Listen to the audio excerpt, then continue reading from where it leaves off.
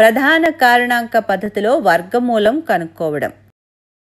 ఈరోజు మనం ప్రధాన కారణాంక పద్ధతిని ఉపయోగించి ఒక సంఖ్య యొక్క వర్గమూలాన్ని కనుక్కోవడం తెలుసుకుందాం. వర్గమూలం అంటే ఏమిటో మనం ఓసారి గుర్తు చేసుకుందాం. ఇంతకుముందు పాఠ్యాంశాల్లో నేర్చుకున్నట్టుగా వర్గం కనుక్కోవడానికి వ్యతిరేక ప్రక్రియే వర్గమూలాన్ని కనుక్కోవడం. ఉదాహరణకి √196 √14². ఎందుకంటే 14 × 14 196. కాబట్టి 196 యొక్క వర్గమూలం అది దేని వర్గమో ఆ సంఖ్య అంటే 14. √14² దీంట్లో వర్గమూలాన్ని వర్గంతో కొట్టేస్తే మనకి 14 మిగులుతుంది. అందుచేత √196 14 లేదా 14² 196. ఇదే మనం గత పాఠాల్లో నేర్చుకున్న విషయం. వర్గం మరియు వర్గమూలాలు వ్యతిరేక ప్రక్రియలు. ఇప్పుడు మనం ఒక వర్గ సంఖ్య యొక్క వర్గమూలాన్ని కనుక్కోవడానికి ప్రధాన కారణాంక పద్ధతిని ఉపయోగిద్దాం. ప్రధాన కారణాంక పద్ధతి అంటే ఒక సంఖ్యను దాని ప్రధాన కారణాంకాల లబ్దంగా వ్యక్తపరచడం. ప్రధాన సంఖ్య అంటే 1 మరియు ఆ సంఖ్యతో తప్ప ఏ ఇతర సంఖ్యతో భాగింపబడని సంఖ్య. అంటే కారణాంకాలుగా మరి ఏమాత్రమూ విభజింపబడని సంఖ్య. 6 యొక్క ప్రధాన కారణాంక విభజన 2 × 3. ఇక్కడ 2 మరియు 3లు రెండూ కూడా ప్రధాన సంఖ్యలే. 12 అయితే 12 2 × 2 × 3. 18 2 × 2 × 3. 24 2 × 2 × 2 × 3. 147 3 × 7 × 7. ఇప్పుడు మనం ఒక సంఖ్య వర్గమూలాన్ని కనుక్కోవడానికి దానిని ప్రధాన కారణాంకాలుగా విభజిద్దాం. మనం 784 యొక్క వర్గమూలాన్ని కనుక్కుందాం. ఇది 2, 3, 7 లేదా 8లతో అంతం కావట్లేదు. కాబట్టి ఇది ఒక వర్గ సంఖ్య. దీన్ని మనం ఒక ప్రధాన సంఖ్యతో భాగిద్దాం. అతి చిన్న ప్రధాన సంఖ్య ఏమిటి? 2.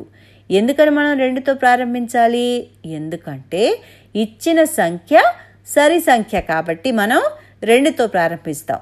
784/2 392. మనం మళ్ళా 2తో భాగించవచ్చు. ఇక్కడ 392/2 196. మళ్ళా 2తో భాగిస్తే 196/2 98. మళ్ళా 2తో భాగిస్తే 98/2 49. 49 యొక్క ప్రధాన కారణాంకాలు ఏమిటి? ఇది మళ్ళీ మనకి ఇక్కడ సరి సంఖ్య కాదు. తర్వాత ప్రధాన సంఖ్య 3. ఇది కారణాంకం కాదు. 1ల స్థానంలో 0 లేదా 5 లేదు కాబట్టి 5 కూడా కారణాంకం కాదు. తర్వాత ప్రధాన సంఖ్య 7. 7 అవును 49 7తో భాగించబడుతుంది కదా. 49/7 7. సో మళ్ళీ ఇక్కడ 7/7 1. 1కి చేరాం కాబట్టి ఇక్కడ మనం ఇక్కడితో ఆపేయచ్చు. కాబట్టి ప్రధాన కారణాంకాల పద్ధతి ఉపయోగించి 784ని ఇలా ఈ ప్రధాన సంఖ్యల లబ్దంగా రాయగలిగాం. 784 2 × 2 × 2 × 2 × 7 × 7 అంటే 2² × 2² × 7². 784 అంటే 2² × 2² × 7². కాబట్టి √784 √2² × 2² × 7². √2² 2 మరియు √7² 7. కాబట్టి వర్గమూలం కనుక్కునేటప్పుడు మనం ప్రతి వర్గ సంఖ్య మూలాన్ని తీసుకుంటాం. అందువల్ల మనకి 2 × 2 × 7. ఇది 2, ఇది 2 మరియు ఇక్కడ 7. కాబట్టి 2 × 2 × 7 అంటే 2 రెళ్ళు 4 మరియు 4 ఏళ్ళు 28. ఇక్కడ మనం ఏం చేసామో ఒకసారి మళ్ళీ చూద్దాం.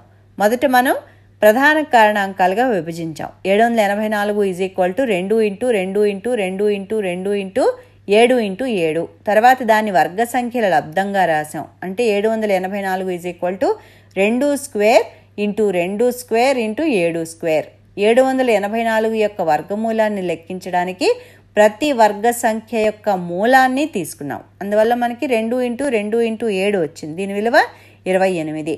సో √784 28. దీన్ని ఒకసారి సరిచూద్దామా? 28 × 28 చేస్తే మనకి ఎంత వస్తుంది? 784. దీనిని ప్రధాన కారణాంక పద్ధతిని ఉపయోగించి కూడా సరిచూడొచ్చు. ఎలాగా? 28 is equal to 2 into 2 into 7. కాబట్టి 28 square is equal to 2 square into 2 square into 7 square is equal to 4 into 4 into 49 is equal to ఎంత వస్తుంది? 784. 28 యొక్క వర్గం 784 కాబట్టి 784 యొక్క వర్గమూలం 28 అనేది సరి అయిన సమాధానం. ఇప్పుడు మనం మరొక ఉదాహరణ చూద్దామా? 441 యొక్క వర్గమూలాన్ని కనుక్కోవాలనుకోండి. ముందుగా మనం 441 యొక్క అన్ని ప్రధాన కారణాంకాలని కనుక్కుందాం. 2తో ప్రారంభిద్దామా? 2 కారణాంకం కాదు. మరి 3 కారణాంకం అవుతుంది. 441 divided by 3 is equal to 147. దీన్ని మళ్ళా 3తో భాగించచ్చా? Yes. 147 by 3 is equal to 49. 49 3తో భాగించబడదు. అలాగే 5 కూడా కారణాంకం కాదు. 49 7చే భాగించబడుతుంది. 49 బై 7 ఈజ్ ఈక్వల్ టు 7. 7 ప్రధాన సంఖ్య. 7 బై 7 ఈజ్ ఈక్వల్ టు 1. కాబట్టి 441 is equal to 3 into 3 into 7 into 7. 3 square into 7 square that is equal to అంటే 441 is equal to 3 square into 7 square. ఇప్పుడు మనం 441 యొక్క వర్గమూలాన్ని కనుక్కోవడానికి ప్రయత్నిద్దాం. కాబట్టి root of 441 is equal to root of 3 square into 7 square.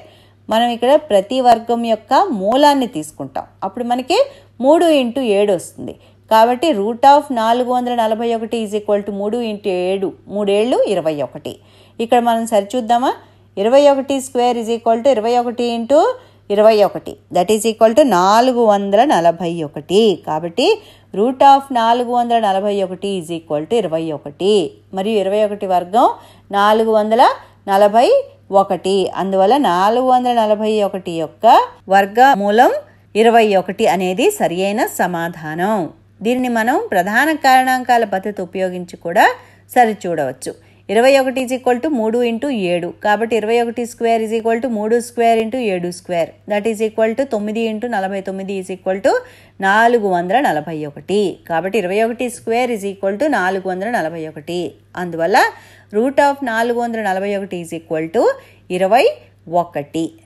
ఇప్పటి వరకు మనం ఏం చేసామో ఒక్కసారి ఈ విధానాన్ని మళ్ళీ మననం చేసుకుందాం. ముందుగా మనం ప్రధాన కారణాంకాలని కనుక్కున్నాం.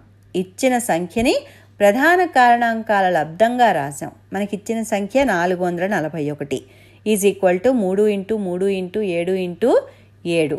తర్వాత సంఖ్యని ప్రధాన కారణాంకాల వర్గాల లబ్దంగా రాసాం. అంటే ప్రతి జత ప్రధాన కారణాంకాలకి మనం వర్గంగా తీసుకుంటాం. 441 is equal to 3 square into 7 square. ఒకవేళ ఏదైనా ప్రధాన కారణాంకానికి జత లేకపోతే అప్పుడు మనం దాని వర్గాన్ని తీసుకోలేం. అంటే ఇచ్చిన సంఖ్య వర్గ సంఖ్య కాదన్నమాట. ఆ తర్వాత ఏం చేసాము? ప్రతి వర్గం నుంచి దాని మూలాన్ని తీసుకున్నాం. అందువల్ల root of 441 is equal to 3 into 7. 3 ఏళ్ళు 21.